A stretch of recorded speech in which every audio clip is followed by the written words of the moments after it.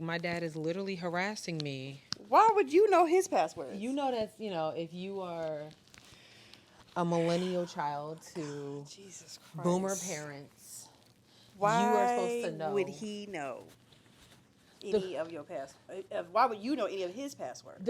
So this is, listen, I go through password drama with my dad at least once a month, at least. I might be lowballing. Ain't no way, sis. And so with this situation, he's telling me all about it, and I said, Dad, I literally have no sympathy for you. Good God, not you ain't got no sympathy for him. No, I don't, because I bought my dad a book that says passwords on it. Okay.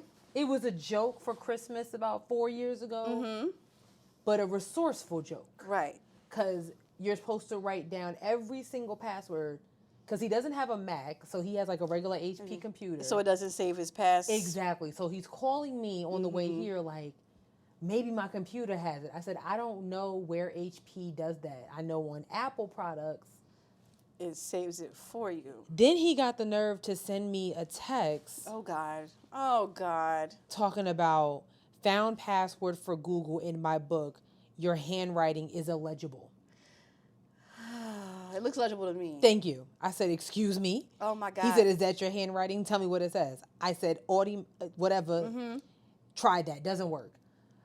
Okay. So what do you want? What do you want me to do about this? He just got to go in and hit that reset. Tell him I forgot my password. But wait, then that would also include him having to know where they're sending the backup situation. Never mind. He asked me a question about something technology the other day. I said, if you don't call Sierra, because I don't know what you're talking about. I don't know what it was. And I was like, I don't know. I do know my church is having a digital literacy program on Saturday. Is he going? He don't got access to his email, so he can't sign up. I will be calling the church. Is there not I don't know, but it's cool. I'm calling the church in the morning and I'm be like, hey, put Ralph on the list. Put him on the list right now. He'll be there bright and early. I don't know what it is, because my dad is the same way, actually. No, my mom is, I was going to say maybe it's just dad's, but my mom was like that with Instagram or social media. She's like, how do I check my DMs? I've given my mom 3 Instagram lessons. Your mom and Instagram, I feel like your mom knows She what knows how to do. post, but like if we're together and she'll open up her Instagram, she'll have 15 messages. And I'm like, you don't see that number right there? You don't see that number sitting right there at the top on the right? That red bubble? Right. Like, how do you ignore that? It's right there and it's in red. It's in red. Giant number. And then she'd be like, well, who sent me this? I don't know who these people are. That's what it is to me. Like, well, what does this mean? That's your message. That's not my business. I've given her an Instagram tutorial. I've given her a Twitter tutorial. I'm not giving her no more Twitter tutorials. Oh, I think Twitter would just completely confuse her. She has a profile, but she's like, and how do I tweet again? Oh, my gosh. No. Y'all boomers need to get it together. Or just, or don't. You know what? Stay off the maps. Just, yeah. Stay on a Facebook's. Facebook that's your safe space. That's your spot. Y'all stay there. Okay? So Facebook and email. Because my grandma stay emailing me stuff. Okay. Yeah. Mm-hmm. And then you didn't get my email. If you don't pick up the phone, Johnny Mae, and just call emailing me. you. Oh, she emails me all the time. Just a question. Did you invite so-and-so to the wedding? Why couldn't you text that to me? Or call me? Mm-hmm. Whatever. I don't care. Your grandma texts? Oh, all the time. My grandma don't even know where her cell phone is right now, probably. Now, Eliza don't know where her cell phone is. I can send Eliza a text message, and she'll see it a week later. Oh, my God. Because she literally don't be knowing where her phone is. But my grandma, I give, she has an Android. Okay, listen, one step at a time. But... Was that her choice, or somebody just... Yes, that was her choice. She doesn't like Apple. She thinks that they're evil. Okay. Yeah. Yep. Well, we can go ahead and start the show. Exactly. Exactly. You'll hurt yourself trying to figure it out. Woo! All righty.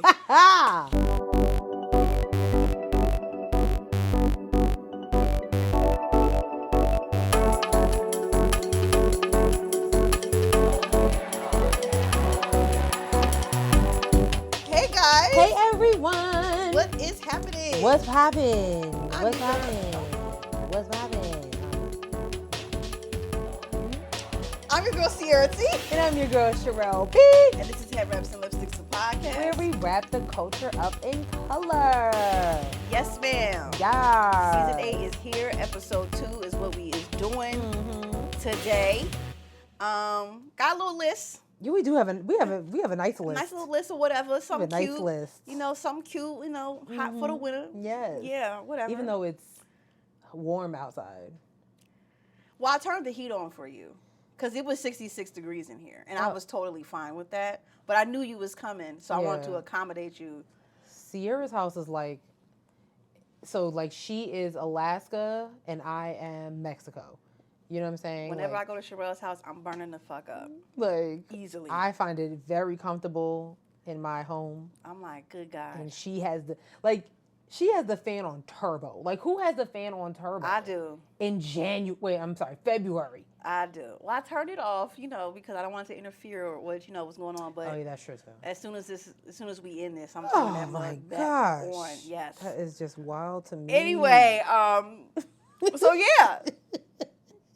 Sis, yeah. What can't you wrap your head around? All right. I can't wrap my head around apologies, okay? Oh. So, Emmy, Golden Globe winner, Ayo. At a beer, from that show, The Bear. Yes. I have not watched it, but yes. And Janine's sister from Abbott Elementary. She played her sister on season, okay. What was that, 1 or 2? Okay. She hosted Saturday Night Live maybe 2 weeks ago. Oh. And J-Lo was the musical guest. I saw this. Right. Okay, yeah. So apparently some old tweets from Ayo came up, post her celebrity, where she basically called J-Lo's career a scam. And was like, that's a dub, I really don't see what y'all see, blah, blah, blah, blah.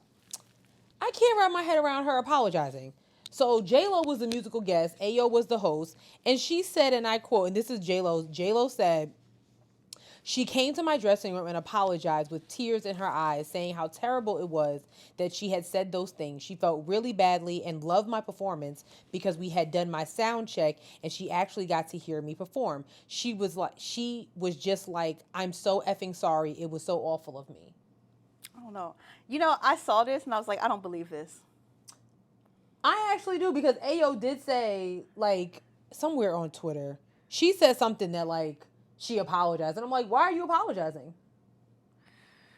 I guess to be professional and all of that stuff like that, or whatever. Let's keep it a bug. If J-Lo was not the musical guest of that show at the time that you just happened to be hosting, because you are amazing, she would have never got that apology. This is also true. And I also feel like she's been in the room with Ayo numerous times this award season. Ben Affleck has been there.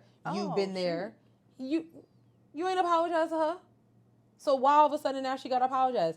I can't wrap my head around it. She said what she said. All Ayo did was say what we all already know. Well, maybe people were probably, pressuring her to, you know how they can be. You know how it can be on the internet. You know how it can be on the internet, sis. I just don't like it. I hear you. I don't like it. I didn't like that Ayo felt the need to do that. And I'll give a little more context on those thoughts on another topic. But, oh, child.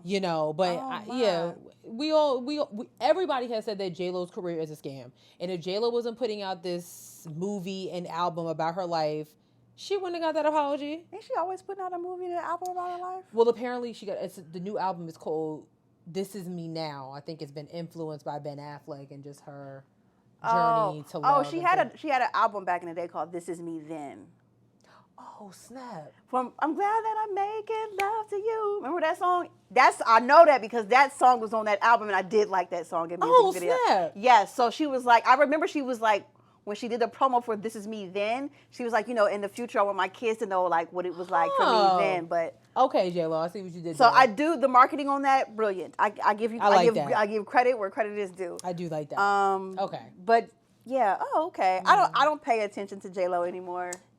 I really don't. No, I don't. I have checked out early 2000s J-Lo, absolutely. I checked out on J-Lo when she agreed to do the Motown tribute on the Grammys.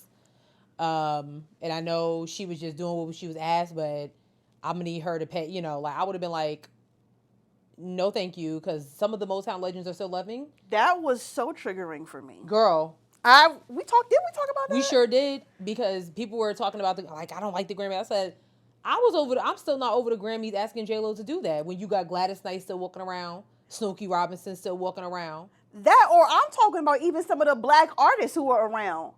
Right. Like they don't. Was Jennifer Hudson not available? Listen, all I'm saying is. Oh, sorry. Is Diana Ross? All I'm saying is, if it was a Celia Cruz tribute, there would be no blacks up there. Well, maybe it would be. Who? Celia Cruz. Well, I don't know. Who they get? Cynthia and Revo or something? Please, because I don't like her. Oh. So, that's what I can't wrap my head around. Apologies. Like, you said what you said.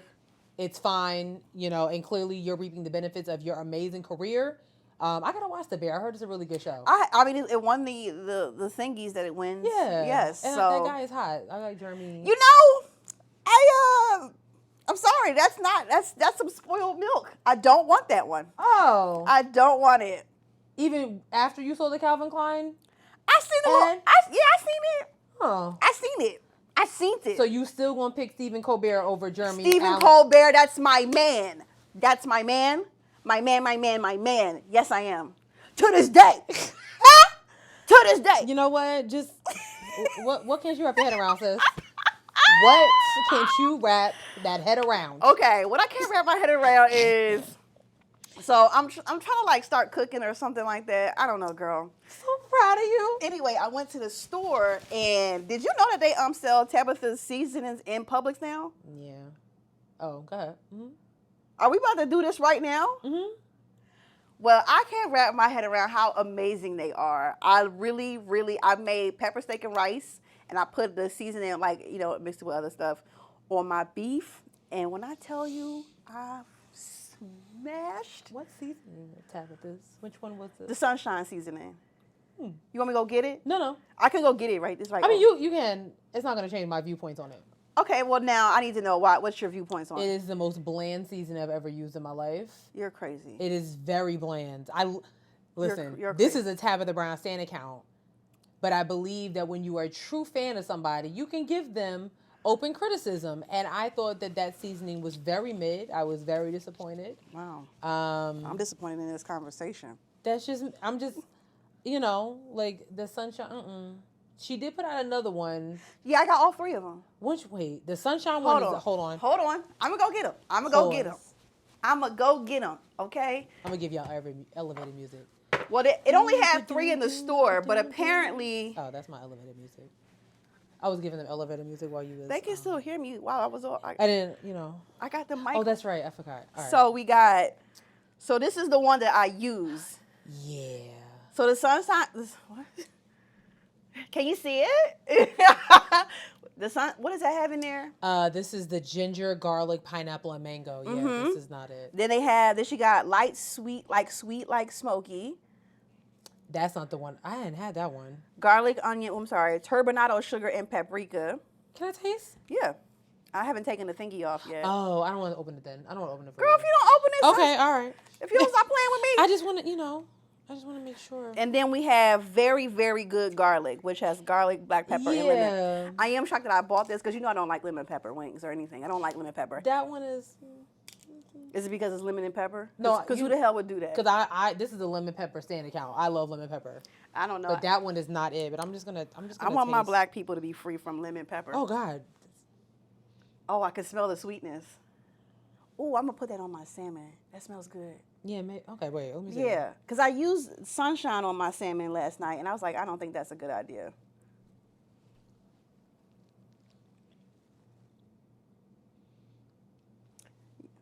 Where the lid? Go on, clean your hands. Go on. No, this is not a... Love you, Tabitha, but no. Sherelle, I'm done with you. It's a no from me, dog. Anyway, I went to the store, bought them. I'm excited. Not that much excited, more excited about cooking, but I'm a little bit if it was 100%, I'm at 20. You know what I'm saying? So yeah, these are, I thought it was great. You know what? Put in the comments whether or not you've tried the Tabitha Brown seasonings. What do you think? Is Sherelle a quotable source? Oh, wait a minute. I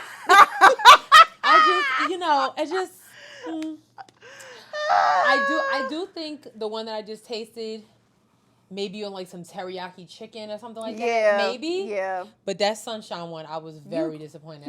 I seasoned my chicken thighs with it, and I was like, Maybe you should season your beef with it. okay, I will try that. Now, mind you, I am not a cook, okay? Okay. But it's okay. But I'm telling you, like, really enjoyed it on the beef. Yeah, you like to eat, so like you can taste, like, you know, Yeah. and that's what I was like. I really enjoyed it. I really enjoyed it on the beef. Maybe try it on the beef. Just try it on like a, I don't know, like a fajita or something. Okay. You like tacos and stuff. I love tacos. Yeah, when you make some home taco, I don't know, child. I'm doing the best I can. Even Brandon was like, meh. Wow. Yeah, we were. And y'all still got it at the house? Yeah. I'm not gonna throw it out. Yeah. Like, Try it on the beef. okay. That's all. I'll give it one more try. One more try. I mean, granted, she's like a vegetarian, so it tell you like it's good for veggies or whatever. Yeah. Yeah, like greens and sweet potatoes, and I'm like, who the hell? I got greens, beans. Right. Okay. Yeah. Anyway. Dang. Yeah. Oh. Alrighty. Well. You know. That's it. That's what I can't wrap my head around. I feel that. Yeah. I feel that. I'm excited about that. That's good. Yeah. I'm proud of you. Like, thanks. so I gotta send you some recipes. Yes, you gotta send me some recipes. You know, that's all my timeline look like. Yes. Recipes and nail designs on Instagram. Wow. Look, girl, I be saying, like, what I made last week? No, like 2 weeks ago, I made a spicy shrimp and sausage cabbage. Okay. Hit. So good. Interesting. Okay. Do you like cabbage? No. I like collard greens though. That just seems like a lot to cook Yeah, some cabbage. You know what I'm saying? yeah. Cut it up real quick. You know, I don't like cabbage. All right. I'm upset. Sorry, it's okay. That's all right. I'm most people usually are. That's fair. Yeah. Get in line. For those who are new here, so Sierra is a very peculiar eater. I'll allow that word. You know, we won't say picky. Thank you. She's very peculiar. Thank you. No, particular. Okay. About what she likes to eat. Yes. You know, like her white men, sometimes it won't make sense. So it's like, you know, cabbage, Stephen Colbert. Stephen Colbert is. You get what I'm saying? I'm not doing this with you. You get what I mean? It's I'm not doing this with you. The math, don't be mathing, but you know we love her though. I was well aware of Jeremy Allen White when he was on that other show. What other show? From HBO, where it had all the kids. Oh, Shameless. Yeah. I never watched that either. It was actually pretty funny. Simone watched that. It was actually pretty funny. All right. right. What we got, sis? All right. So we're back with Bustin' Ballots. How did y'all like the last segment? Like, yeah, like give us some tea. Are you enjoying that? I did see some engagement. Some people were like really talking about some laws in their states that they wanted help. Yeah, they were kind of like, y'all need to talk about this. Y'all need to talk about that. Somebody said Louisiana, and I was like, cool. Give us a little bit more. Like, what do you want to learn? I know about in Louisiana specifically. Yeah, or, you know. So yeah, very. I haven't gotten to posting the rest of them on our socials yet, but give me a second, okay? It's just me and her. Okay? That's okay. Literally just two people doing this process. Exactly. That's okay. You know, so yeah. But we're back with some more states. What states we doing today? So today we are doing Arkansas, California, and Colorado. Mm-hmm. Okay. First of all, I thought there was more A states, but clearly we covered them. Yeah. So, okay. So here are some changes in Arkansas election law addresses. Mm-hmm. It's a big issue for 2024, so pay attention. If you know, this is the second election ballot type law that's going into effect for 2024. So we really need y'all to pay attention, okay? Mm-hmm. Hold on, okay. So, get this, Arkansas. Voters in the March 5th take it easy. primary and general nonpartisan judicial elections will be subjected to numerous changes in Arkansas election law, which came about during the General Assembly. Early voting in the primary begins Tuesday and ends March 4th. Right. So for those who don't know, primaries begin on March 5th. Mm-hmm. So why they're doing something on March 4th, nobody knows. This says the new laws relate to everything from ballot security measure to the creation of an election integrity unit within the Attorney General's office. is giving Florida and Georgia. So according to Act 544, if the State Board of Election Commissioners investigates a complaint of voting law violation that finds that there is probable cause to believe there is a criminal violation, the State Board of Election Commissioners may forward the complaint to the prosecuting attorney for criminal prosecution. So let me break that down for you a little bit. Please, because I'm a little bit confused. Let me break that down for you a little bit. Arkansas is allowing people that if they just have a complaint, if they get a phone call saying, you know, we think there's some election fraud going on over here, the Board of Elections Commissioner can send that to a criminal prosecution, meaning you can have the cops at your door to arrest you over a complaint that was filed. Wait, so then nobody would investigate first, just straight up jail? That's what they didn't say anything about jail, but you will be facing prosecution due to a complaint. You didn't do anything wrong. They just feel like, you know what? I think that you are violating some voting laws. You can be subject to prosecution. What? Okay. Another major change in the procedure for the filing of ballot initiatives is increasing the numbers of counties from which signatures are required from 15 to 50 signatures. Repeat that one more time. Okay, I'm going to read the whole thing. Okay. A major change in the procedure for the filing of ballot initiatives and referendum petitions, Outlaw in Act 236, and the Voter Protection Act, we talked about that thoroughly, in 2023, increases the numbers of counties from which signatures are required from 15 to 50. Okay, here's my question. So, 50 counties need signatures now instead of just 15, or they need 50 people from... Yes. Wait, hold on. For the filing of ballot, so basically to file a ballot, you need 50 signatures versus the 15 that you once needed. So, okay, well, then now my other question is, if I don't get 50 ballots, then do none of those ballots count? Now that I don't know. Because that doesn't make sense. How you going to say that my ballot don't count because y'all don't have enough signatures? What? Yeah, there's a lot of... This is going to make my head explode. There's a lot of legislature that's going on when it comes to voting rights and ballot initiatives and things in Arkansas. Like this list, Sis has seen it, the list is... We'd be here all day talking about Arkansas if I read all this. This is why I'm saying we need stuff like this because... Yeah. From what my understanding is, like that last one you just read, that would basically mean right. that none of those ballots would count if they don't have 50 signatures. This one is amending the law concerning paper ballots, right? Okay. So sponsored by Senator Kim Hammer, who is a Republican, it requires that counties that choose to use paper ballots in place of approved voting machines be responsible for the cast of the ballots and any devices used for printing and tabulation. To me, that's just opening ways for voter fraud. Why are you using, and the paper ballots be compatible with the electronic vote tabulation devices selected by the Secretary of State?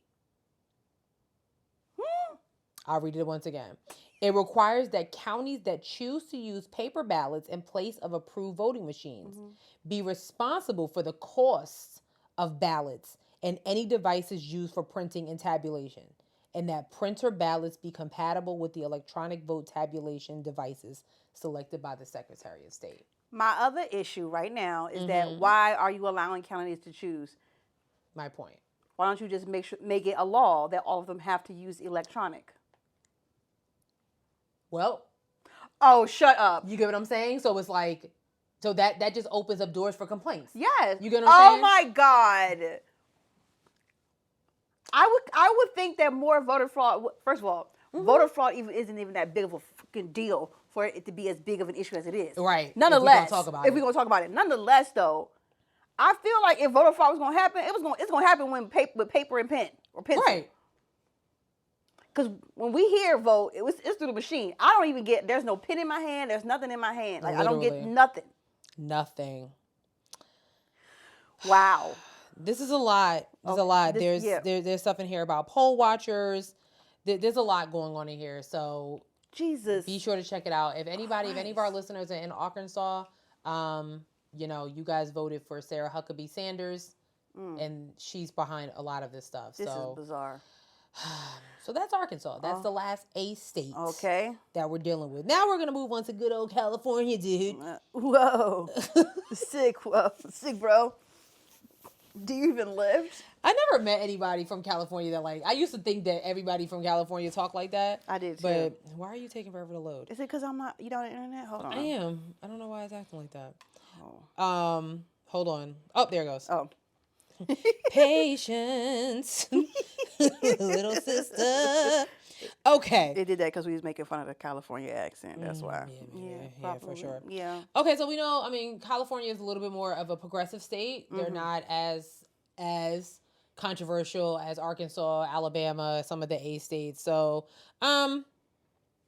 this is kind of a good thing. So they're making it easier for faith groups and colleges to build affordable housing on their land. That's a good thing, right? Faith groups, like religious. Yep. Okay. So religious institutions and nonprofit colleges in California will be allowed to build affordable housing on their properties without having to go through complex and expensive rezoning processes under a new state law that will go into effect. Actually, already went into effect. Okay. So that's a good thing. Okay. That is a good thing. Hold on. There was another one that I actually wanted to read. Was that one it? Okay. This has to do with miscarrying, so reproductive loss. So pregnant people who miscarry or couples who experience a failed adoption will now be eligible for 5 days of off time through California's reproductive loss leave. Okay. That's great. First of all, I didn't know that was a thing. What do you mean? I didn't know, and I'm interested if other states do this. I didn't know that if other states don't do this. I know. Yeah. There I go being optimistic. I know. But hold on. Okay. Actually, California comes after. After who? Utah. Wow. And Illinois passed similar reproductive laws. Okay. Utah's a shocker there. That part. Okay. Under California's new law, employers are not obligated to pay employees for a time off, and employees are only allowed to use 20 days of reproductive loss leave within a year-long period. So at least they have a year, but that's rough. yeah. The intent is there, the intention is there. It could use some work, but I guess they probably listen, meet me halfway. Let's do 5 days. Yeah. We'll start there. But I don't know, if I lost a baby, I probably would be devastated for longer than 5 days. Yeah, honestly. You know what I'm saying? It's going to take me a minute. Right, for sure. The last one I want to touch on with California is police officers have to say why they stopped the driver. Love that. This conversation is actually happening in a lot of different states. I did a story a couple of days ago. I don't know why I'm drawing a blank on the state, but it is something that is happening. They're really trying to push why are you stopping me? You know what I'm saying? So I think this is a good thing. So beginning this year, it will be illegal for law enforcement to make it the first thing they say to you. Instead, they'll have to tell you why they stopped or pulled you over before engaging in any questioning, which is great. For people that have been pulled over, do you know why I pulled you over? No, God damn it. I'm just trying to go to work. Right. Don't try to play mind games with me. You know what I'm saying? Just tell me, can we move on? Okay, I like this, but I feel like there are other legislations that could be happening around California's police, LAPD specifically. Yeah, for sure. But okay. Yeah. Okay. There's a couple other things in question in California, increasing city council member pay, which I don't know about that. Okay. Okay. I don't know what that means. LGBTQ plus cultural competency training for teachers. Interesting. Wow. Very interesting. Law taking effect in the new year requires California Department of Education to establish LGBTQ plus cultural competency training for teachers. It's called the Safe and Supportive Schools Act. Under the act, the Education Department will need to set up a training curriculum for teachers and other certified school employees to support LGBT LGBTQ plus students. That is a tongue twister. Oh my goodness. And this is actually coming, this happened all because of a transgender student in Sacramento, apparently. He urged state lawmakers to send this to the governor's desk. Yeah, he identified I love himself it. as Adrian, a 10th grader, had attended a high school in Elk Grove. Mm-hmm. He told lawmakers he came out as transgender to a small group of people, but didn't want it to be known to others. Mm. A teacher found out and attempted to affirm Adrian's gender identity by calling Adrian he, him in front of the whole class without permission. Oh, shit. But you know what? Shout outs to Adrian for being like, I don't want this to happen to anybody else. So let me take it to Gavin Newsom. So good for him. It also requires the education department to have an online training program in place by 2025-2026 school year. And the online training will start during that time and only apply to educators who teach 7th through 12th grade. That's fair. I think that's great. I think that is probably... I am interested to see how they're going to get around the pronoun thing, though. I'm interested to see how they're going to get around DEI initiatives being attacked with this. Well, that part, too. You know? Yeah, because, damn. I'm just thinking about the teacher, like, trying to affirm Adrian, like, hey, he, him, and then, like, oh, shit, you've been outed, like. Yeah, because then what do you call them? They, them, I guess. I don't know. But even with that, that would cause speculation from other students. You know what I'm saying? If this person is used to being called she, her, and they're transitioning, and then you're just saying, you know, oh, don't forget to ask them, you know, a question or whatever. Kids aren't. You know? Because that could kind of work though, because you like, don't forget to ask them a question. True. You know, I don't know. That should be interesting. I can't wait to see how they'll handle that. Yeah. Yeah. Shout out to you, Adrian. The fact that it was like, you know, this one kid made a difference. Love that. So good for them. Shout out to you, Adrian. Adrian. For real. That was my. Okay, that's enough. That was your. All right. Yeah. You know, listen. What's the next thing? Colorado, last state. Adrian. Oh. All right. Oh, okay, I'm sorry. All right, I got it together. I'm cool. You good? I'm good. Okay. In Colorado, they are proposing a bill that would ban guns in public places, hospitals, and other sensitive places. Yes, please. I think in Colorado that is very smart, being that they are very drug-happy states. It is. Yeah, they do. You get what I mean? Yeah, they be getting lifted over there. Lifted like John Legend, okay? Because... Okay. It's probably the best thing for Colorado. They're saying that this is they're being banned in sensitive spaces. Is Colorado? Wait, did Columbine happen in Colorado? Yes. That should have been on. Okay. Yeah, should have happened a long time ago. Like let's say 2000. Okay. Okay. Go ahead. I'm sorry. Anyways, Senate Bill 24-130 was introduced, would prohibit firearms either concealed or not in such places as public parks, community recreation centers, hospitals, sporting venues, bars, libraries, universities, schools, voting centers, and government buildings. It also will prohibit people from carrying guns at events like protests and rallies. Okay. I mean, it does contain some exemptions for law enforcement, because that was my answer. I'm like, well, wait a minute. You need security in hospitals. You need security in all these places. Right. So law enforcement officers, members of the military, security personnel, and people participating in an organized college extracurricular. Like what? Like intramurals. You know how like A&T used to have intramural flag football? Like that kind of thing? So what do we need guns for? Listen, people do keep that toolie on them often. All the But time. though they're exempt. Like, so if you're at a flag football, you know, you're good. You can carry your gun. So that is, I have questions about that. I don't know, y'all. Unless this is a archery extra. I don't know. You wouldn't need a gun for archery. That's a bow and arrow. So ROTC. You know what? I don't know. Oh, ROTC? Yeah. But no, they don't give you real guns in ROTC. Do they give you? I don't know. I don't think they give the kids real guns in ROTC. I ought to be flipping the fake guns, little fake white guns. But these are college. This is college, not high school. Well, I wouldn't give a college kid a gun. That's the last person. You know what? That part. I don't know. It also be banned at churches, temples, mosques, and any places of worship unless the owners expressly allow people to carry. Oh. Okay. Yeah. So shout out to Colorado for suddenly wanting to keep people safe. I love that. Yeah. Yeah. Dang, you bringing up Columbine. I was like, yeah. I had to think about. I'm like, I think that's where college. That's where it should have been a thing. Yeah, y'all should have did that a long time ago. Long time ago. I was in the think I was in the 5th grade when that happened. 6th grade. I don't even remember. Oh, I do, because I was shook. I just remember like all the stories around it or whatnot. Like, have you ever watched a documentary on it? I have not. I just remember like it was 2 white boys and they was in trench coats. Could have been prevented. Of course it could have. Like the clues. I know one of them, they were making like stuff in their garage or something like that. Making I mean, they literally was in their college. I mean, in the high school yearbook picture like this, like with the Hitler salute. No, with the guns, like literally. Jesus pointing, like, Christ! Oh my God!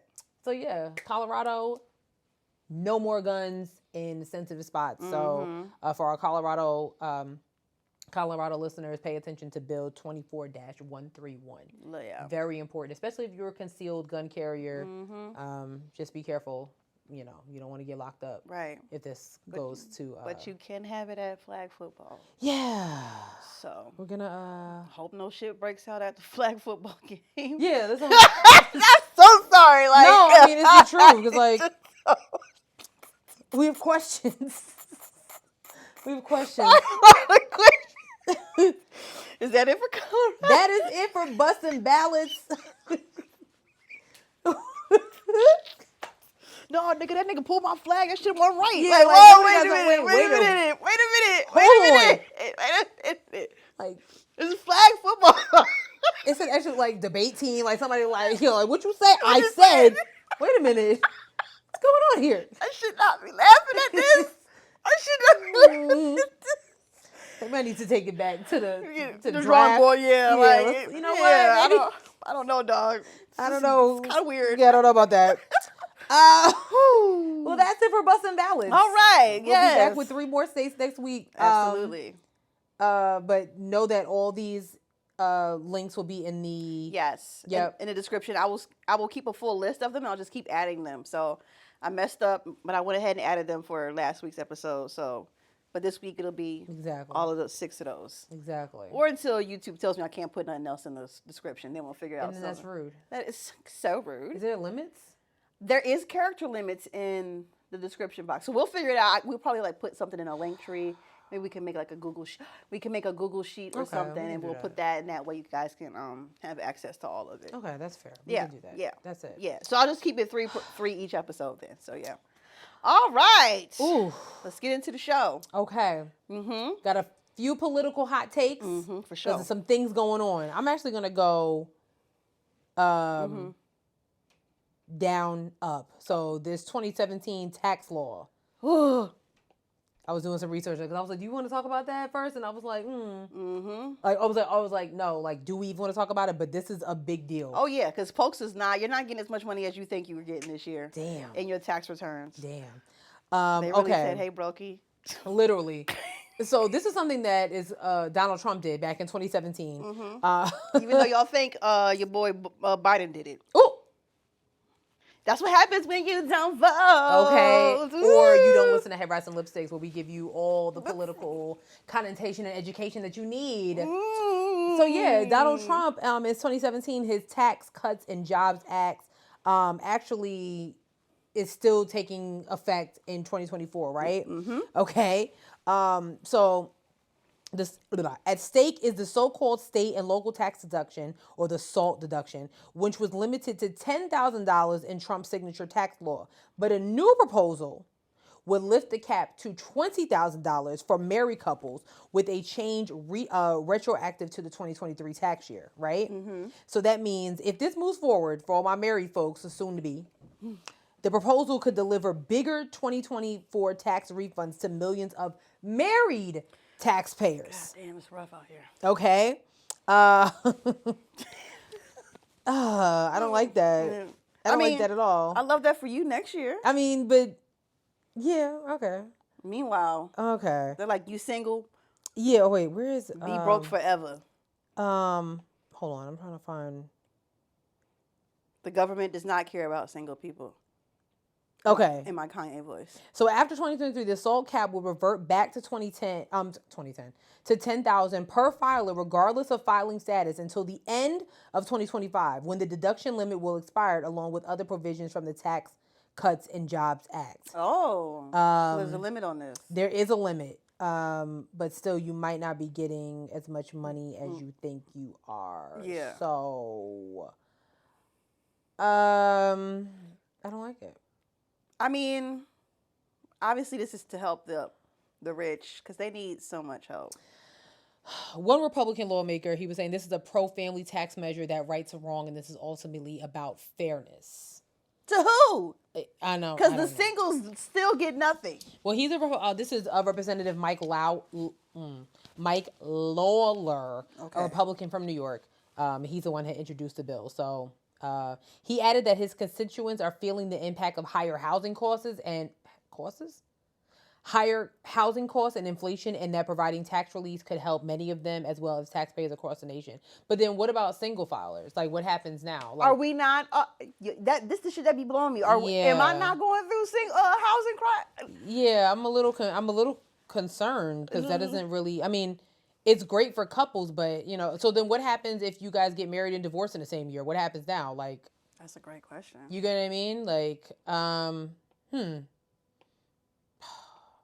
That's I can't. I hate it. There's a lot of loopholes in this. Like, who do you think is paying for all this shit in here? Yeah, I don't.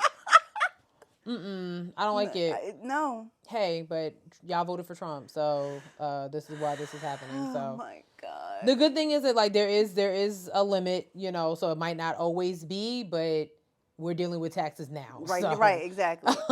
That's so for basically this year and next year, this is what we'll have to be dealing with. This is what we have to deal with. Something else we have to deal with now is this WARN Act. You want to talk about that? Yes. So I want to talk about this because, as you guys know, there have been a lot of layoffs, specifically in tech, like Google.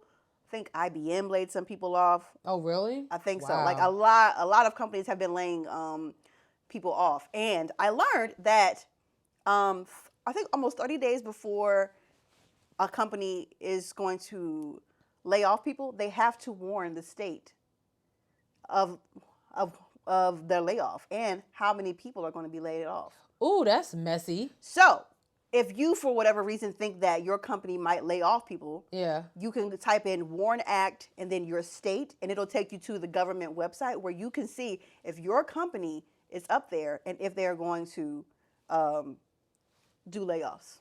Ooh. I know about this because it came across my timeline on TikTok, and then a friend of mine thought that maybe she was going to lose her job. And so I went and typed in WARN Act, and then I typed in the state that it was in, and her company was not up there.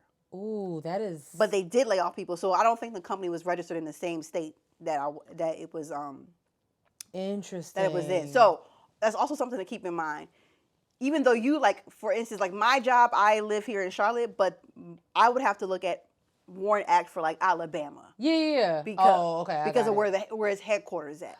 Oh, okay, so, I get it. So this is something like, just something like to keep in mind. If you think for whatever reason, like your job, maybe like firing people or something, because I think it's like companies over like a certain number of employees. So like if you have 1,000 employees or more, then you have to like report to the government that you're going to. That would make sense. Then you have to report to the government that you're going to lay off a certain number of people or whatever. So if your job is acting real sketch and y'all got over 1,000 employees, type in WARN Act in your state. So WARN Act North Carolina, WARN Act Pennsylvania, WARN Act New York. And you should find the information. It's usually like in some type of like Excel sheet. It'll be like a link on a website, and it'll like tell you. And you can see certain states have it like where you can see like from the past 4 years. Oh, that's cool. So it is cool. I think it's a good thing because if you're looking to get a job at a certain, it's like, oh, let me see what they on. You know what I'm saying? So, and I don't think a lot of people think to even look at that, like, people feel like, what's your turnover rate? They might be like, well, why are people leaving? Like, stuff like that. But it's like, why are you literally laying people off? Yeah, so I interesting. Just keep that in mind. Like I said, if your job looking funny in the light, no facts for real, because like so many, and I think there's going to be like a lot of layoffs this year. Like that's the word on the street right now. Is that there are going to be a lot of companies downsizing and whatnot. So. Just keep your eyes and ears open, honey. Interesting. Yeah. Yeah, people looking real sketch. Yeah. Y'all looking funny in the light. Another person that's looking funny in the lights is the Fulton County Fulton County District Attorney Fani Willis. Yeah, what's this about? We were all rooting for you, Fani. Okay. So Fani Willis, who is literally the DA who is over the Georgia Trump election interference case, is in jeopardy of actually being disqualified from the case due to her affair with the special prosecutor that she hired, Mr. Nathan Wade. Why are you fucking him? Thank you.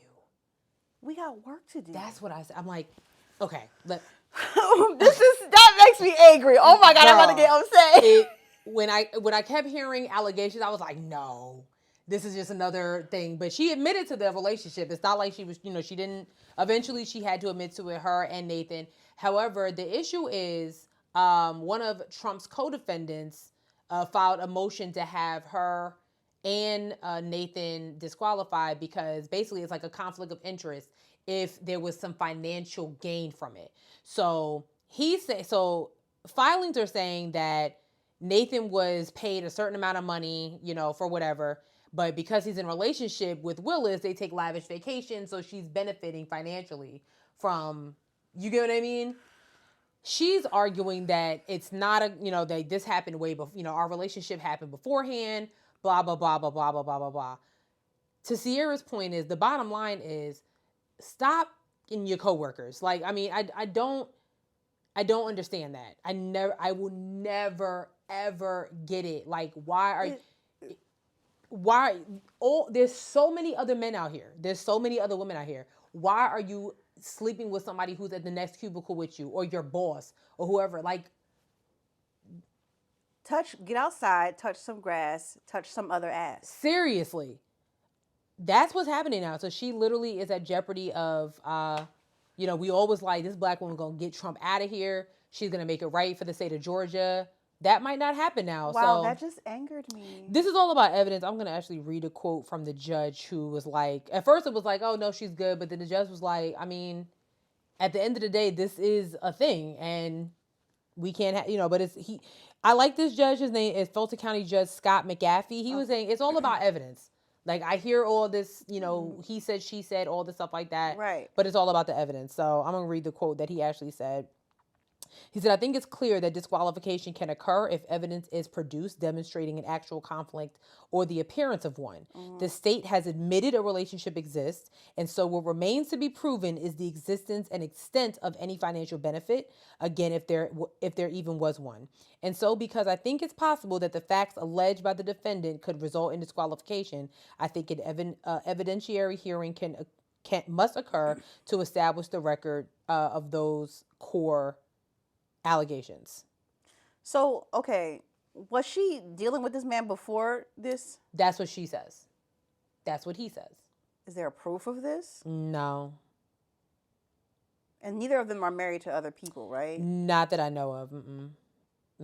Now that's something that it's just basically, no, I don't so let me, I don't want to use the word affair. I'll say their relationship because that might come off like they were, engaged with other people, but they just had a relationship. And I mean, I can understand how this would look funny in the light. You know what I'm saying? Like, you hired a special prosecutor that you just happen to be sleeping with. You know what I'm saying? Like, it's like, yeah, why would you hire him? I think anybody would look at this kind of like, girl, why would you hire him if you was sleeping with him? Yeah, you cannot shit where you eat. Well, you shouldn't anyway. Yeah. So basically, like, her, Wade, and some other members, some other employees of the DA's office were subpoenaed, so they're gonna have a hearing. What was that? They're gonna have a hearing sometime this week. So we might be back next week with some updates. Hopefully there's no evidence that there was any financial gain, and she'll be able to continue with this Trump election interference case because, girl, we was rooting for you. That just pissed me off. Yeah. Real bad. Yeah, it pissed me off too because it's just like, why? Like, why? Why, girl? What do you gain from this? Why, girl? Why? What do you gain from this? Why, girl? Why? Oh my God. What we got next? Speaking of Trump, actually, he's getting a little scared. So basically, the Supreme Court is pretty much, it's up to the Supreme Court about Trump gaining immunity from all of his election ballots, all his crimes. Right. Okay. Right. So this is really like, you can tell that he's getting scared now because he's like trying to push a date back. It's looking real. It's looking real weird. Okay. So if a court decides to reject Trump's request for a pause on a hearing, on a trial, the case could go back down to U.S. District Judge Tanya Chutkin, who's also a black woman. Remember her? Yeah. To proceed to trial. But the trial wouldn't begin right away. So there's a lot of strategies from Trump's camp that, in the back end is like, they kind of know what they're doing. Yeah. Me personally, I don't think this should go to the Supreme Court because of who sits on the bench of the Supreme Court. Mm-hmm. You feel me? Yes. Trump put 2 justices on that court. Clarence Thomas in itself. Cool. Okay, enough said. I just don't think that if this goes to the Supreme Court, I just don't think that it's going to be good for any anti-Trumper. If you are a MAGA, maybe. But this saying him, trying to get immunity and saying that he is above the law because he was a president is absurd to me. And if that goes through, what does that say for future presidents of America? Listen, I know Nixon descendants are like, excuse me? What you mean? I can. Clinton gonna be like, oh, really now? I cannot. And they ain't really do shit. I cannot fathom what oh no. Mm-hmm. Do you know how horrible? Yeah, go ahead. It would be horrendous for us. Like, I'm just thinking about it, like, and I'm not even thinking about, like, in terms of, like, pro-Trump MAGAs, like, gloating. Like, I'm talking about, like, people who run next. Oh, yeah. Or if he because I came across a clip on TikTok of this guy who, like, interviews people who are pro-Trump or whatever. Is it Jordan Klepler? No, it's not. No. I like him. But no, like, he, like, goes live on, like, Zoom or Twitch or something and have them, like, come and talk or whatever. And a guy said that he wanted America to be a Trump dictatorship. That is what he wants. He wants Trump to rule forever. Why? But here's my thing. Trump's not going to live forever. Girl, he's 77 years old. Falling into that, like, that's what I'm saying. Like, if he gets immunity, it's going to get weird after that. Because then that means he can forego all kinds of other shit through the, like, yeah, he gonna get all them January 6 people out of jail. He literally this literally cannot happen. This literally it cannot. It should not happen. This should not happen. No, you said it right the first time. Like, it cannot happen. I'm sorry. Oh, you fine. It cannot happen. It literally cannot. We cannot let this happen. Like, because if he's skirting the laws like that, no, I don't want it. I don't want it. The fact that they are prolonging it this long, honestly, kind of just shades my optimism, for what I said last week. Because I personally feel like this should take precedent. I really, I understand that there's other issues at hand. We get that.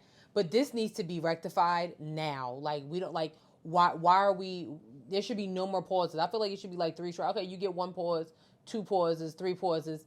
After the 3rd one, no. Sit your ass up in here and we're going to try this and that's it.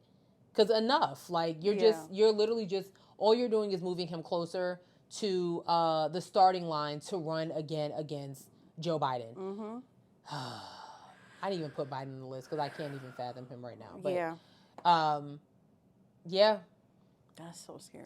If you have a minute, catch up on what's going on with Trump. I know you don't like talking about him, but I'm really encouraging y'all to educate yourself on what's happening. Like, forget what social media says. Go to the sources, NBC News, ABC News, Headwraps and Lipsticks News, whatever you want to call it, and just educate yourself on what's happening here. Because, like, what Sis said, like, we're preparing ourselves to come on, like, breaking that it's either he's going to be completely off the ballot and we don't have to hear from him ever again, or he's going to be able to proceed, and then we're just going to be back in 2020. Yep. 2016. Damn. You getting me? Damn. So, pay attention. Lastly, politically. This is a good thing for black voters in Louisiana. So our listeners who are talking from Louisiana, this is for you guys. Similar to what happened in Alabama. A judge ruled that Louisiana's legislative maps violated Voting Act's right. Wow. Okay. Wow. Yep. So a federal judge ruled that maps Louisiana lawmakers drew 2 years ago to update the boundaries of their own districts do not give black voters a fair opportunity to elect their own representatives. Okay. Judge Shelley Dick of the Judge Shelley Dick of the Middle District of Louisiana rejected the state House and Senate maps, saying they violate the Voting Rights Act. Her ruling came in the case of Noreen versus Arodine, in which black voters sued the Secretary of State and Republican legislative leaders. The plaintiffs argued the maps unlawfully dilutes black voting strength by gerrymandering the districts to minimize the number of majority black House and Senate seats. Shout out to Louisiana. This is happening in Mississippi.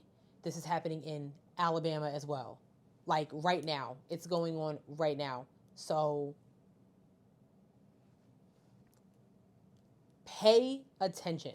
This is why Bustin' Ballots is important. This is why this show is important, because we need you to understand what's going on so that you don't get to the voting box and it's like, wait a minute, these aren't the people that that's been, man, I'm telling you, these aren't the people that I've learned about. These are the people that have been knocking on my door. Because as a North Carolina resident, one thing they're going to do around here? Oh, they're going to rezone you real quick. Real fast. Okay, you think you're in one zone, you better check again. Right. You better check again. You don't want to go to the voting place that you've been going to all your life. And they're like, oh, no, you're supposed to vote all the way 8 miles from here. I'm sorry? Yeah. Something I do consistently, like going up into voting, like maybe the week or the week before, I just keep checking. Yeah. Where's my polling place at? Yeah. There are so many places where you can just go, but vote.org is probably the most prolific one. And just keep checking. Make sure it ain't changed. Make sure it did not change. Know your district. Know your voting zones. Like, pay attention to what's going on, especially if you live in the South. Especially if I'm not saying that things don't go up north, because they definitely do.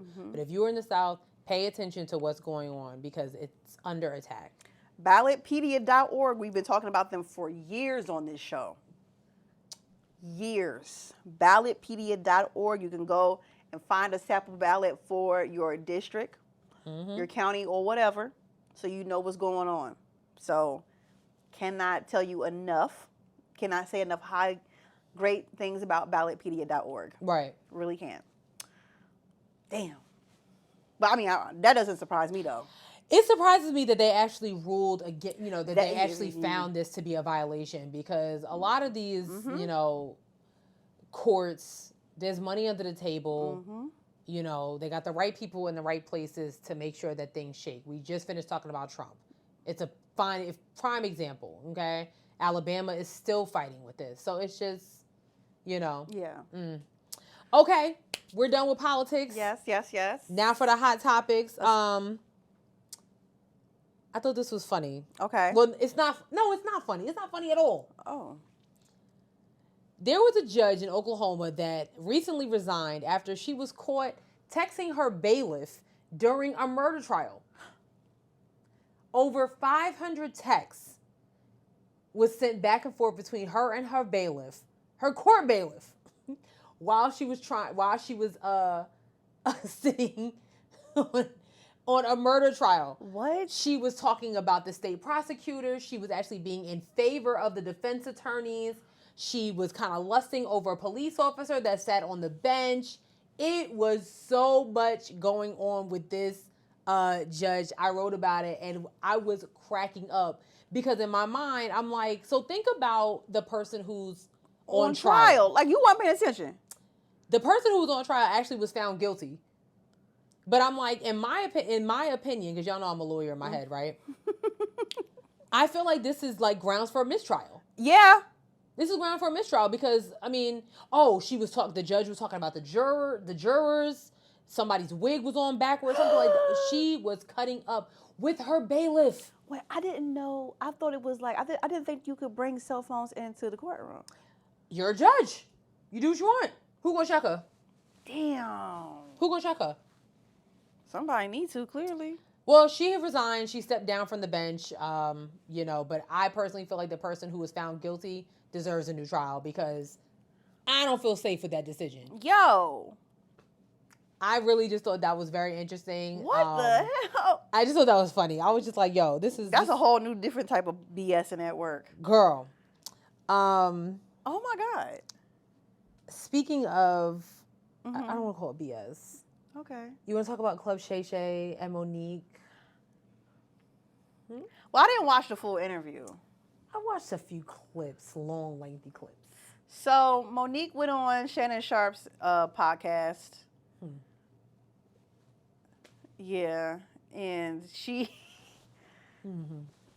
she spilled some tea, and it's the same tea she drinks all the time. Yeah, it is. It is the same shit you've heard.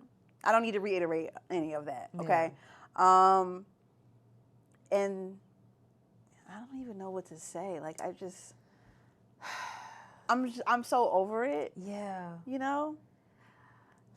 Okay. I feel like I like Monique. Yeah. I like Monique. I don't have a problem with her. Oprah does look very, very funny in the light. Oh, for sure. Now listen, two things can be right at one time. Yeah. Okay. I was kind of like, all right, Oprah, you need to get it together. Tyler Perry, no, I'm not. I'm sorry. Hear me out. I get where she's coming from about Tyler Perry starting the rumor and literally causing her to be somewhat blackballed, not somewhat, blackballed from the industry. Yeah. I'm shifting out of the Oprah lane because I'm like, damn.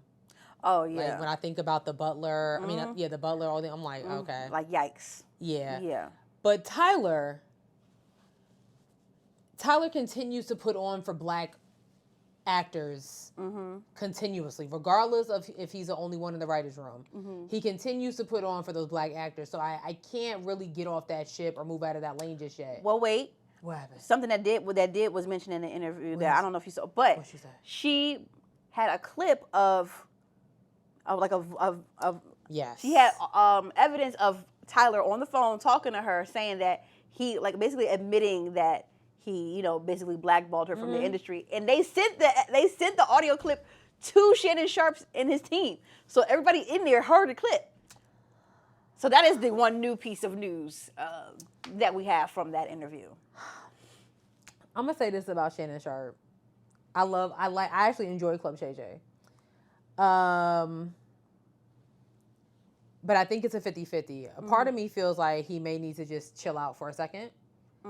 Because I think it's just getting a little dangerous, a little bit. Like the tea that's being spilled is like to the point where I was a little uncomfortable for him during the Monique interview because I know Shannon was probably like, okay, I'm not about to lose my endorsements or my opportunities to save face. Like, I just thought that was all the way wrong for like, look in the camera, look in the camera, Shannon, and tell your friend, hold on.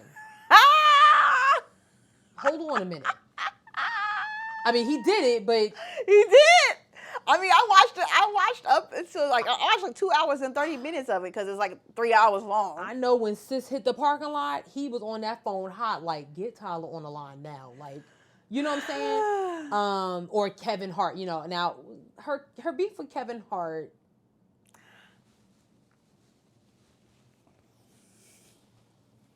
What you got to say? I don't got nothing to say. What you got to say? I don't have nothing to say. You do. I don't. You got something to say. I don't got nothing to say. I'm just saying, like, if somebody said they're going to do something for you, and then they renege, that would leave a nasty taste in my mouth, too. Yeah. That's all. Listen, like I said, Monique has valid arguments. She does. And when she brings these things up, it's not like she's crazy or, you know what I'm saying? Like, she has valid points. She does. She brings the receipts or whatever, clearly. Yeah. She clearly brought the Tyler Perry evidence. So, yeah. But also, today... Oof. Girl. Her oldest son, put out damn near a 10-minute video. I saw it on TikTok. Yeah. The full thing on TikTok. Talking about their estranged relationship. And I didn't even know she had. I didn't know he existed. I feel like I kind of knew, but I don't really, you know. Yeah. Like Kim Park is her daughter to me. Like that's I don't know. You know, he basically talked about like his estranged relationship with her and how, you know, she wasn't a good mother and, you know, how he's had to come to reckon with that and whatnot. And I mean, listen, again, two things can be right at one time. You know what I'm saying? She probably really, I don't know. You want to play a little bit of it? Of the video you sent me? Yeah. Of their response to him? Oh, yeah. Well, wait. Because his video is long as hell. It is. It's 10 minutes. Like, yeah. So maybe we can play just a clip from like his response. From Monique's response? Yeah. Okay. Yeah. So this is what her and her husband / manager had to say. There was Instagram that was put up, or I guess it was TikTok, baby. TikTok that was put up by my son, my oldest son, Shalon. And this is what I want to say to this. There are some people that are saying, oh, you should be ashamed of your mothering skills. You should be ashamed of yourself. This is what I'll say. Let's let it play out. Because the same ones that said to me, I was crazy, I was deranged, we watched it play out. So just like with my son, we'll watch this play out. And I do want to address this though, Shalon. When you say her daddy, then that's when mommy gonna say stop playing, because you know this has been Uncle Sid your whole life. Uncle Sid knew you before you knew you. So for you to say her 3 sons, yes, you're absolutely right. He has 3 sons. He can't claim you as his son because he's always been Uncle Sid, and he knows your daddy very well. and love that brother. And the irony of all of this is not what is said, but what's left off. Yes. See, you're leaving off the fact that the last time we laid eyes on you, your mother got you everything you needed for the newborn baby about 3 years ago. You're forgetting about how I, from Georgia, am talking you through getting your car after we gave you the half the down payment for it, and you were 31 years of age, 32 years of age at that point, and I'm negotiating the deal with the dealer for you as you sit there. And you have the vehicle you're driving right now because of your mother. These are the things that you're... Okay, hold on. So in this video that Shalon posted, 10 minutes, he talked about the materialistic relationship that are the materialistic ways that his mother tried to mother him. Like that really was it. Like, oh, I gave you this, I gave you that, and you need to be grateful. So them saying that, like, you know, it's not about, it's what you left off. We did this for you and we did that for you. So you should be grateful. You're leaving out when you're expressing what you're expressing in reference to your mother. You're not expressing the relationship that you have with your father, where you spoke ill to him, not to mention spoke ill to your mother, but somehow your mother and father and I all have a loving relationship and communicate back and forth because of the love that we have for you. The one thing these individuals, and to the individuals out here that oftentimes speak after they've heard one side of the story, there's an old saying, believe half of what you see and none of what it is that you hear. Please don't take our word for it, but what we will convey is this. Those who are parents and have raised their parents up to being adults. The children. Raise their children up to being adults. Right on. Those who are parents that raise their children into adulthood know that there comes a time and a place in which they determine their own decisions, their own path. You can have multiple children that are raised in one house, but they act and they take on different things. I'm going to link the son's long video in this as well, so you guys can get the full understanding if you haven't seen it already. But I'm going to say, like, from Shalon's point, it's having to deal with stuff when he was younger, when he couldn't make decisions for himself. Right. And they seem to be talking about Right. stuff from like basically now, like Right. him as an adult. Right.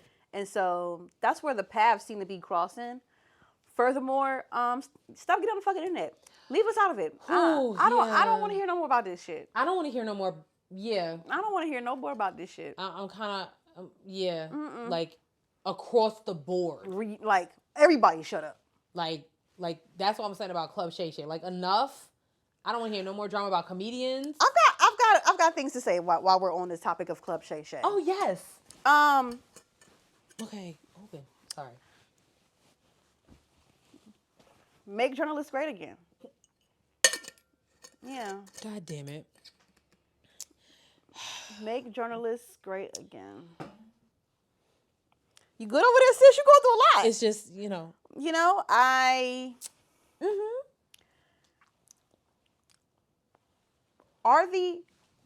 Are the interviews good because he's asking leading in questions? Or are the interviews good because there are people on there willing to spill tea and shit that they need to get off their chest? That's it. That's all I have to say about that.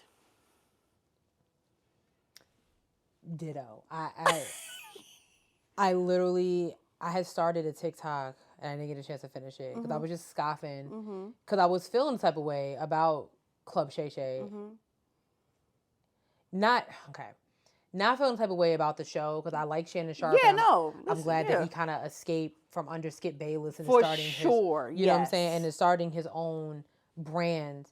But in listening to the way that he questions people, it drives me insane. Oh my God. The questions are repetitive. They can be girl. Take me to the nearest cliff because I want to jump off. Seriously. Oh my They're God. repetitive. They can be condescending. And to Sis's point, I just think that is the way that, I'm not going to call it journalism, interviews are being held. Like, that's just the way that they're being, initiated now. Like, anybody that knows how to write a sentence can give an interview. And I don't think that is right. Like, I agree. And that just goes across the board, like Club Shay Shay, some of these other outlets that are growing popular nowadays. Sidebar, for those of you who are new here, Sherelle and I both graduated from the illustrious North Carolina Agricultural and Technical State University. Aggie, right? With journalism degrees. Right. So that's why we're bringing it up, because it is a sore spot for us. And it is kind of like hard because us as journalists, you want to see real journalists in spaces where they can get these great questions. Because there were a lot of questions I wanted him to ask during the Cat Williams interview that he did not ask. And he kept going back to fucking next Friday or what, asking, I'm like, there's so much happening here right now. Yeah. That you could clearly take advantage of.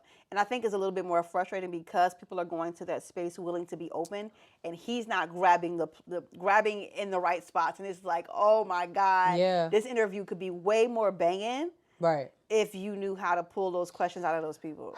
And I'm just kind of noticing the shift in, when it comes to gender dynamics in the podcasting space and things like that. Like, the men are being a lot more messy. Ooh. Oh.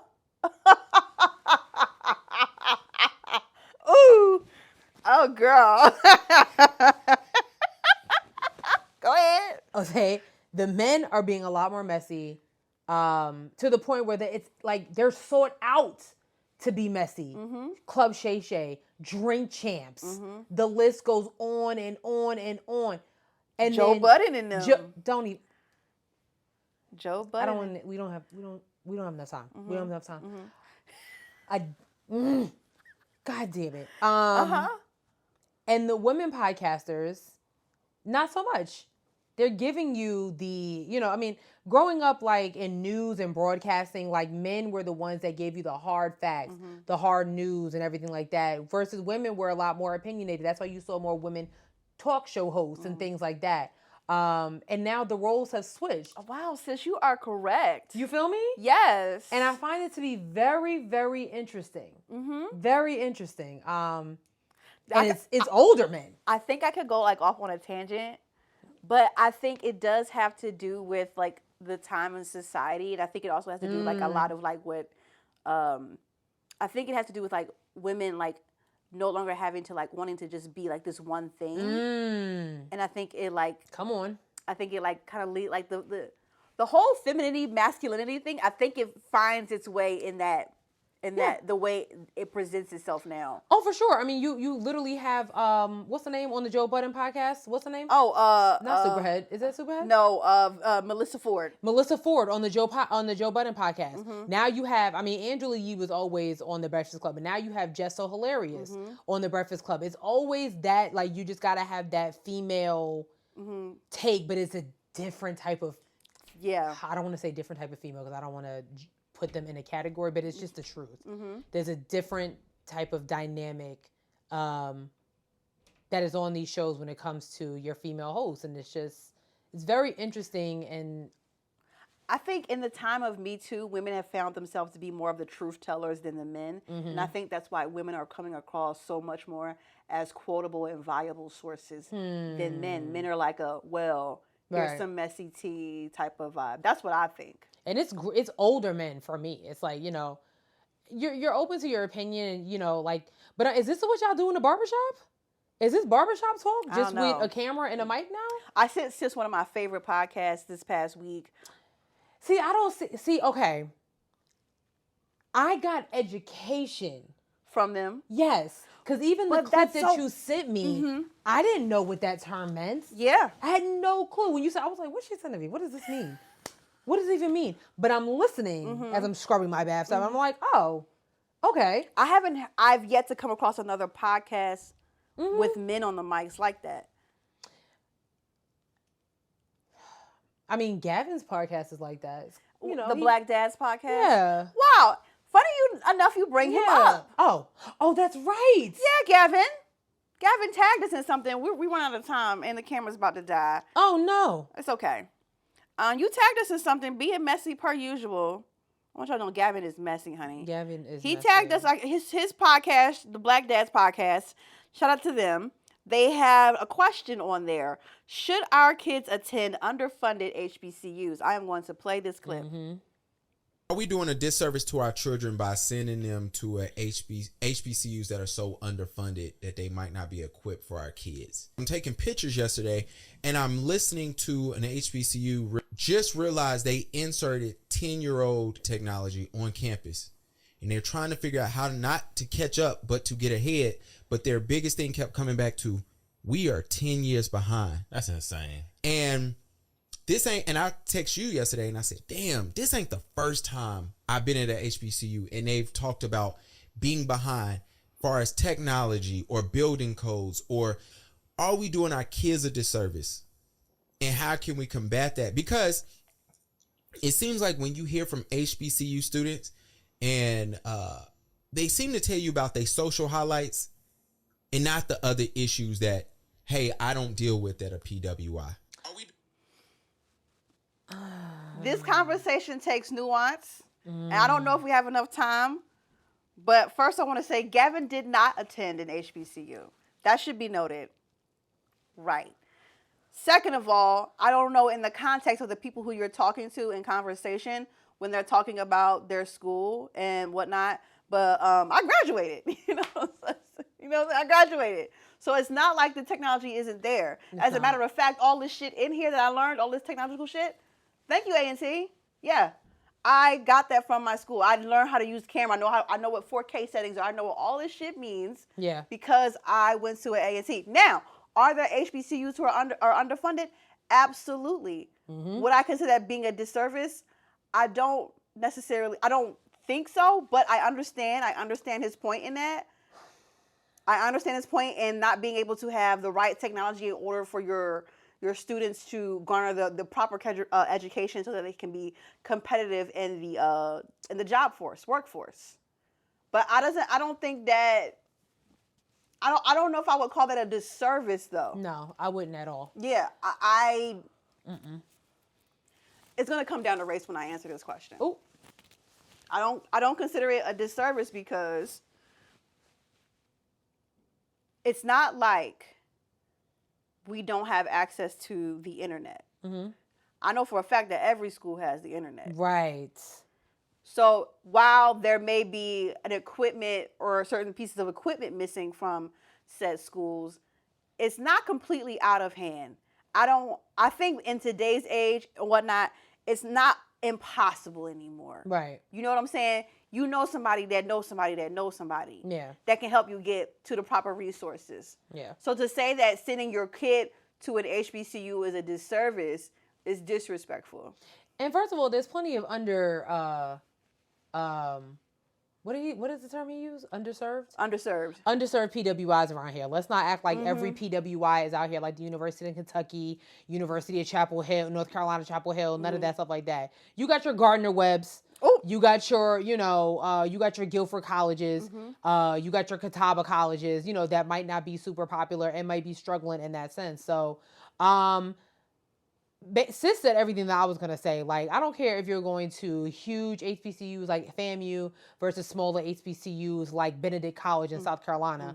At the end of the day, like, and I feel like it's comments like that that just kind of give HBCUs kind of a bad, a bad connotation and a bad reputation. It's like they're talking about their social, like what happened on the social scene. Like, that's not what happens. Now, yeah, you talking about maybe back in like 1987 or something like that?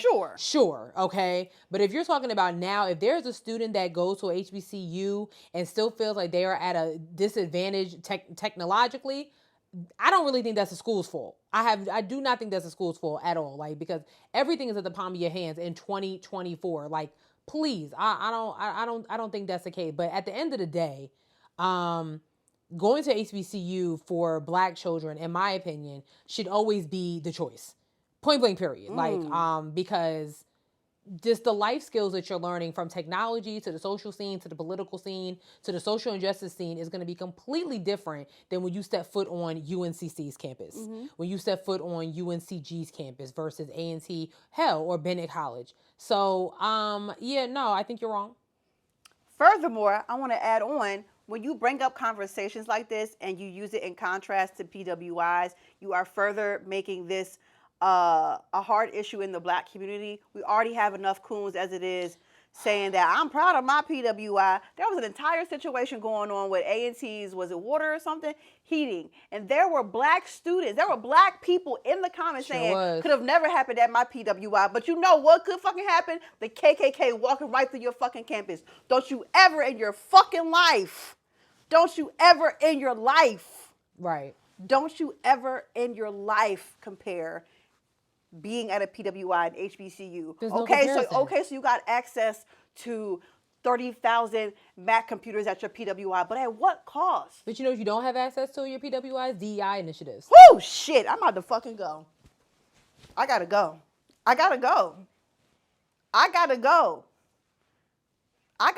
Diversity, equity, and inclusion is under attack everywhere. But you know where they're going to find a safe space at? HBCUs. So, I'm sorry. Yeah, there's too much. I mean, there's always going to be this HBCU versus PWI conversation. For sure. It's very bothersome. It's just bothersome. It's bothersome. And I think it hurts the most when it comes from other Black people. Yeah. Because I can't tell you how many times I have people who like went to PWIs and was like, my one biggest regret in life is that I didn't go to an HBCU. Right. Y'all be saying that shit in my ear all the time. And then we're getting content like, I'm a Black student at PWI. Of course I've been called, I've been called a nigga. What? At what? Again, at what cost? At what cost? At what cost?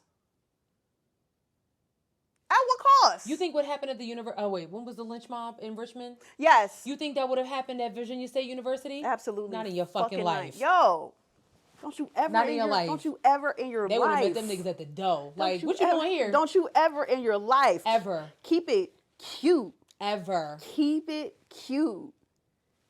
And make sure you're not at homecoming since everybody got such a problem. Yeah.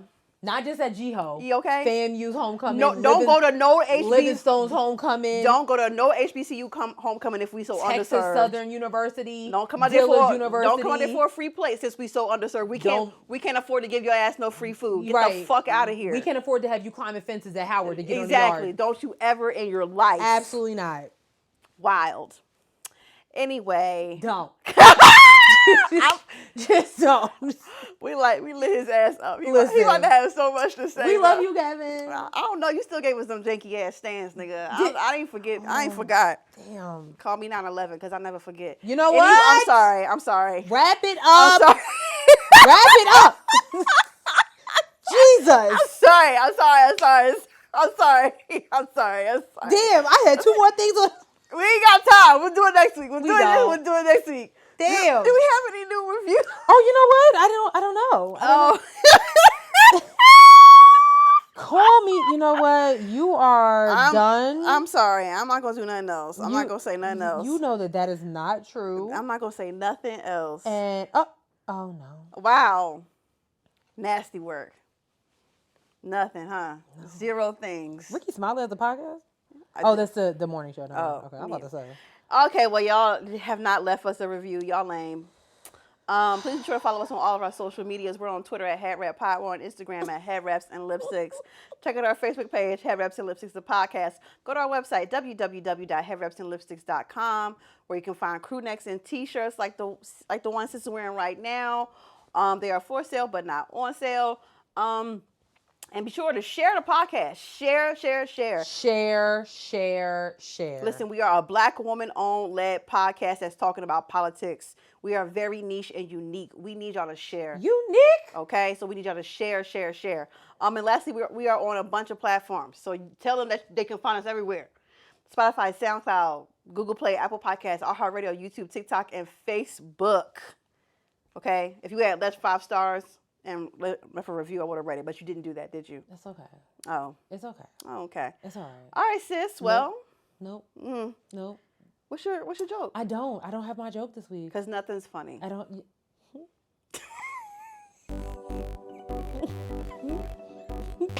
Nothing's funny. Yeah. Yep.